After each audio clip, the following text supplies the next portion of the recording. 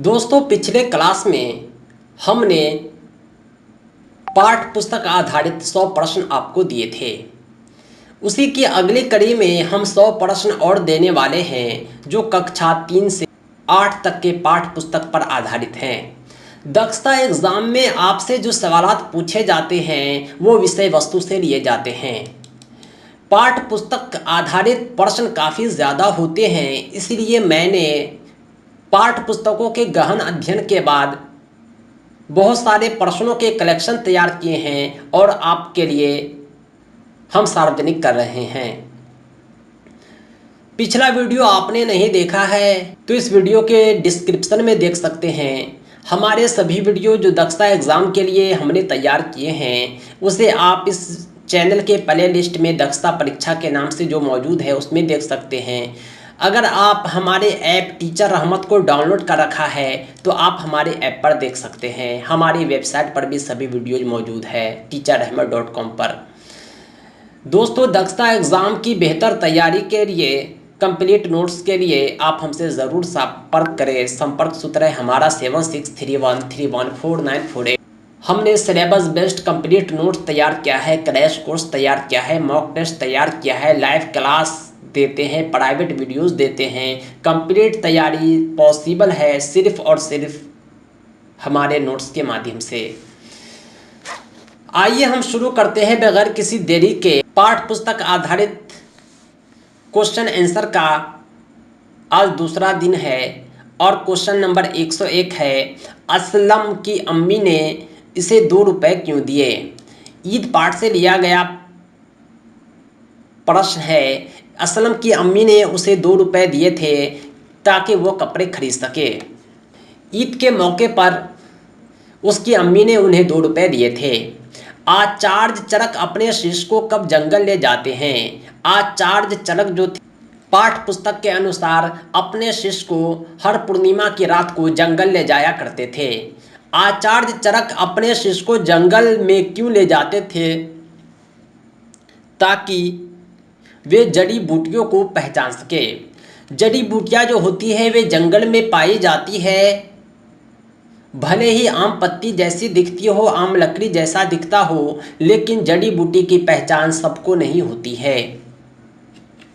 अगला सवाल है, मधुबनी चित्रकला कहाँ की प्रमुख कला है। मधुबनी बिहार का एक जिला है जहाँ की पेंटिंग काफ़ी फेमस है। कहा जाए तो पूरे दुनिया में फेमस है। यह मधुबनी के लिए भी प्रचलित है, दरभंगा में भी प्रचलित है, नेपाल के कुछ हिस्से में भी प्रचलित है। क्योंकि मधुबनी का जो एरिया है ये नेपाल का बॉर्डर एरिया है, तो मधुबनी से सटा हुआ नेपाल का जिला भी मधुबनी पेंटिंग को काफ़ी पसंद करता है। सही जवाब हो जाएगा ऑप्शन डी। अगर आप क्लास 6 की पुस्तक को देखते हैं तो उससे बहुत सारे प्रश्न आपके सामने आएंगे जो पाठ आधारित हैं, पाठ से लिए गए हैं, लेखक के बारे में चर्चा किया गया है। आइए हम जानते हैं। क्वेश्चन नंबर 105 है, अरमान पाठ के लेखक कौन हैं। आपके पाठ्य पुस्तक में अरमान पाठ है, इसके लेखक है राम नरेश त्रिपाठी। हमें अपनी मातृभूमि की रक्षा करनी चाहिए। मातृभूमि उसे कहते हैं जहां हमने पैदा लिया है। अगर हम अपने मातृभूमि की रक्षा नहीं करेंगे तो हमारा जो मातृभूमि है ये गंदा हो जाएगा, बुराई भर जाएगा, हम यहाँ रह नहीं पाएंगे। इसीलिए हमें अपने मातृभूमि की रक्षा करनी चाहिए। दक्षिण भारत के प्रसिद्ध राजा का क्या नाम था। दक्षिण भारत के प्रसिद्ध राजा का नाम कृष्णदेव राय था। सही जवाब है ऑप्शन ए। अगला सवाल है 108 नंबर, राज का सेठ कैसा था। राज का जो सेठ था पाठ्य पुस्तक के अनुसार बहुत ज़्यादा कंजूस था, महाकंजूस था। सेठ के मित्रों ने सेठ को क्या बनवाने के लिए राजी किया। सेठ का जो मित्र था उन्होंने सेठ को चित्र बनवाने के लिए राजी कर लिया। चित्रकार ने किससे राय लेने की सोची। चित्रकार जो था उन्होंने तेनालीरामन से राय लेने की सोची। आपके पाठ्य पुस्तक में एक पाठ है चिड़िया, इसके लेखक कौन हैं। चिड़िया पाठ के लेखक है R C Prasad Singh. Hockey का जादूगर किसे कहा जाता है? हॉकी का जादूगर मेजर ध्यानचंद को कहा जाता है। इसके रहते हुए भारत ने हॉकी में विश्व कप जीता था सन 1928 में। मेजर ध्यानचंद का जन्म कब होता है? 1904 ईस्वी को होता है। मेजर ध्यानचंद 1904 ईस्वी को जन्म लेते हैं। नेक्स्ट क्वेश्चन है 1936 के बर्लिन ओलंपिक के समय ध्यानचंद सेना में किस पद पर थे? 1936 में जो बर्लिन ओलंपिक हुआ था उसमें ध्यानचंद सेना में लॉन्स नायक के पद पर कार्यरत थे। ध्यानचंद को हॉकी का जादूगर कब कहा जाने लगा?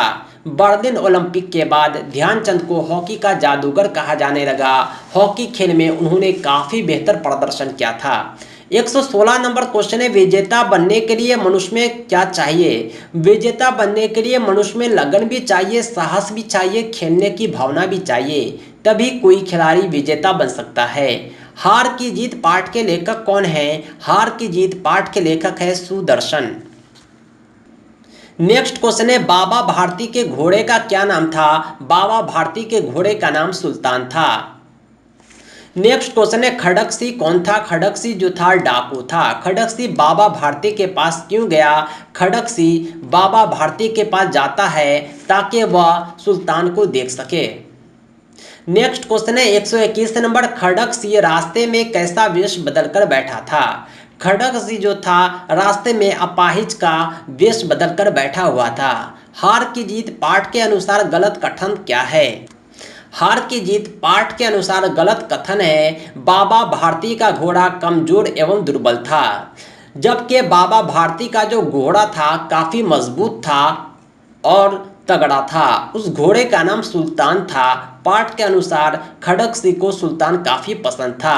खड़गसी ने चुपके से घोड़े को अस्तबल में बांध दिया। ये तीनों कथन सही है लेकिन ऊपर वाला गलत है। एक पाठ है तुम कल्पना करो, इसके लेखक कौन है? इसके लेखक है गोपाल सिंह नेपाली। आकाश को स्वतंत्र कहा गया है क्योंकि आकाश में किसी भी की भी प्रभुता नहीं है। ये आकाश हमारा भी है, आपका भी है, हम सबका है, हर किसी का है। ज़मीन को हर कोई कहता है कि मेरा ज़मीन है, लेकिन आकाश को कोई नहीं कहता, इसलिए आकाश को स्वतंत्र कहा गया है। कौन कौन स्वतंत्र है? आकाश, नदी, झरना, इनमें सभी के सभी स्वतंत्र हैं, कोई किसी का निजी नहीं होता। गांधी जी ने अपने जिस पुत्र को पत्र लिखा था उसका नाम था मनीलाल गांधी। नेक्स्ट क्वेश्चन है 129, गांधी जी ने यह पत्र कहां से लिखा था? गांधी जी ने यह पत्र प्रिटोरिया की जेल से लिखा था। गांधी जी ने यह पत्र कब लिखा? 25 मार्च 1909 को। अब हम बढ़ते हैं मंत्र पाठ की ओर। मंत्र पाठ के लेखक है राम वृक्ष बेनीपुरी। सही जवाब है ऑप्शन डी। नेक्स्ट क्वेश्चन है, मंत्र पाठ के दो मुख्य पात्र कौन हैं? मंत्र पाठ के दो मुख्य पात्र हैं, एक डॉक्टर चड्डा, दूसरा है बूढ़ा व्यक्ति जो सांप का विष झाड़ने का मंत्र जानता है। दोनों के दोनों मंत्र पाठ के मुख्य पात्र हैं। नेक्स्ट क्वेश्चन है, डॉक्टर चड्डा की कितनी संतानें थी? डॉक्टर चड्डा की 2 संतानें थी। डॉक्टर चड्डा के लड़के का नाम क्या था? डॉक्टर चड्डा के लड़के का नाम था कैलाश। कैलाश को किसने काट लिया? कैलाश को सांप ने काट लिया। नेक्स्ट क्वेश्चन है 136, बाल लीला किसकी रचना है? बाल लीला रचना जो है वो सूरदास की रचना है।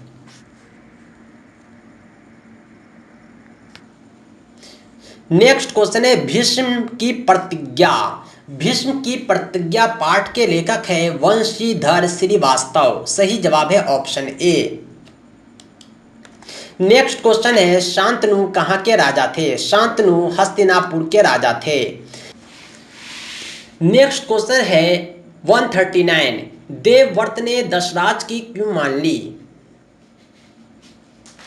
देवव्रत दशराज की बात को मान लेता है क्योंकि वह अपने पिता को सुखी देखना चाहते थे।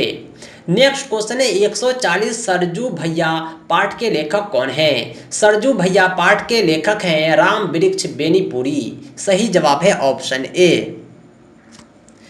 अगला सवाल है, लेखक के घर के बगल में कौन रहता था? लेखक के घर के बगल में सरजू भैया रहते थे। सरजू भैया का कैसा स्वभाव था? सरजू भैया स्वभाव से काफ़ी दयालु थे। सही जवाब है ऑप्शन सी। नेक्स्ट क्वेश्चन है, अपनी शादी की बात सुनकर सरजू भैया ठठाकर क्यों हंस पड़े? जब सरजू भैया को उसके शादी की बात का पता लगता है, वो काफ़ी हंसने लगते हैं। इसका कारण ये था कि वह हंसकर बात को टालना चाहते थे। नेक्स्ट क्वेश्चन है, 144 रहीम के दोहे के संकलन करता है। रहीम का जो दोहा है उसका संकलन खुद रहीम ने किया है, इसलिए उसके दोहे को रहीम का दोहा कहते हैं। दूसरों की भलाई करने वाले को क्या कहते हैं? और जो दूसरों की भलाई करता है उसकी खुद भलाई होती है। दादा दादी के साथ हैं एक कहानी है। पाठ पर आधारित प्रश्न है कि दादा दादी के साथ हैं, ये एक प्रचलित कहानी है।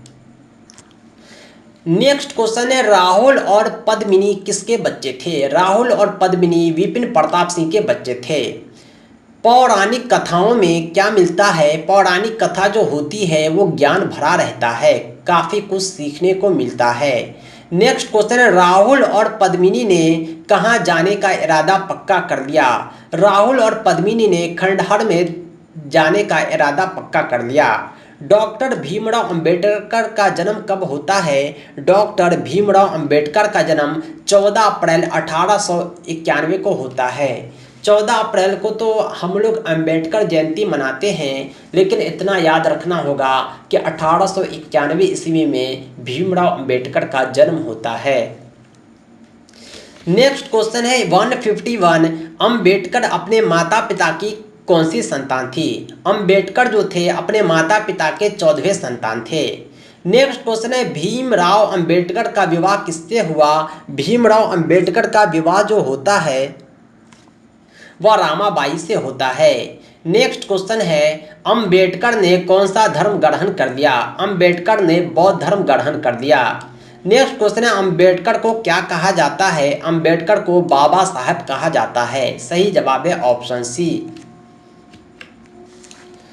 नेक्स्ट क्वेश्चन है, 155 भूल गया क्यों इंसान किसकी कृति है? काफ़ी प्रसिद्ध कृति है, ये हरिवंश राय बच्चन की कृति है। नेक्स्ट क्वेश्चन है, स्वार्थी दानव पाठ के लेखक कौन है? स्वार्थी दानव पाठ के लेखक हैं प्रोफेसर रामजी राय। दानव के बाग में सतालू के कितने पेड़ थे? दानव के बाग में सतालू के कुल 12 पेड़ थे। नेक्स्ट क्वेश्चन है, दानव अपने मित्र के पास कितने वर्षों तक रहा था? दानव अपने मित्र के पास 7 वर्षों तक रहता है। सरहुल कहाँ मनाया जाता है? सरहुल एक त्यौहार है, यह झारखंड में मनाया जाता है। नेक्स्ट क्वेश्चन है, पोंगल कहाँ का त्यौहार है? पोंगल तमिलनाडु का त्यौहार है। ओणम कहाँ मनाया जाता है? ओणम भी काफ़ी प्रचलित त्यौहार है, लेकिन यह त्यौहार केवल और केवल केरल में मनाया जाता है। नेक्स्ट क्वेश्चन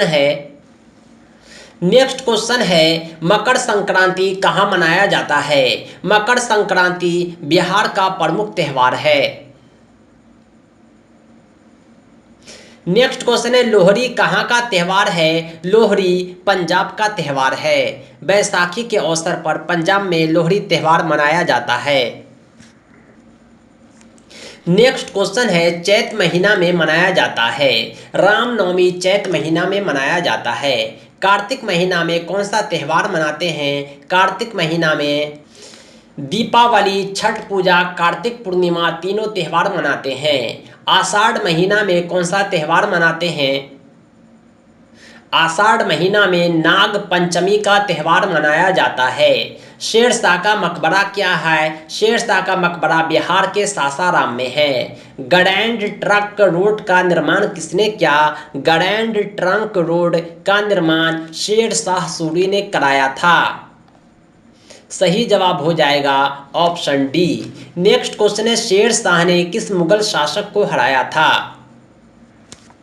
शेरशाह ने हुमायूं को हराया था। नेक्स्ट क्वेश्चन है बसंती हवा कविता के लेखक कौन है? बसंती हवा कविता के लेखक है केदारनाथ अग्रवाल। सही जवाब हो जाएगा ऑप्शन ए। दोस्तों ये छठा क्लास के पाठ्य पुस्तक पर आधारित प्रश्न थे, हमने इसे सॉल्व कर दिया। अब हम बढ़ते हैं 7वीं क्लास की पाठ्य पुस्तक की ओर। 7वीं क्लास का जो पाठ्य पुस्तक है हिंदी का, उस पर आधारित प्रश्नों को लेखक के नाम को हमने कलेक्ट किया है। आइए हम इसे सॉल्व करते हैं। 171 क्वेश्चन नंबर 171 है, मानव बनो किसकी कृति है? मानव बनो के रचनाकार है शिव मंगल सिंह सुमन।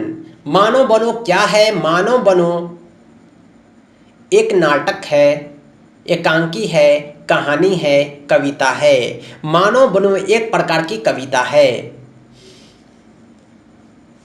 इसमें आदर्श मानव के गुण बतलाए गए हैं। 173 नंबर क्वेश्चन है, मानव बनने के लिए हमें कौन कौन से कार्य करने चाहिए? मानव बनने के लिए हमें अनेकों कार्य करने चाहिए। अपनी सामर्थ्य को पहचानना होगा, पूरी शक्ति से संघर्ष करना होगा, किसी से मदद की आशा नहीं करनी है, तभी हम अच्छे मानव कहलाएंगे।